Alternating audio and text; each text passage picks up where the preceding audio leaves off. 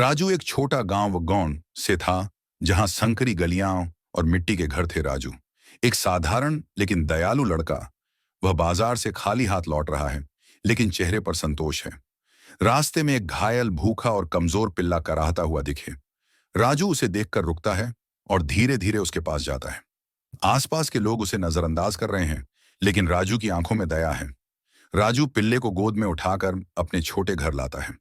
वह अपने बचा हुआ खाना उसे खिलाता है और धीरे से उसके घाव साफ करता है। पिल्ला धीरे धीरे उसकी देखभाल से ठीक होने लगता है।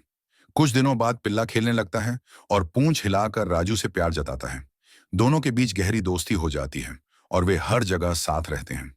पिल्ला अब बड़ा और मजबूत हो गया है। एक रात कुछ चोर राजू के घर में चोरी करने घुसते हैं। पिल्ला अचानक जागता है और जोर जोर से भौंकता है। चोर डरकर भाग जाते हैं और राजू सुरक्षित रहता है। राजू पिल्ले को गले लगाता है। वह समझ जाता है कि सच्ची दया कभी व्यर्थ नहीं। जतिन।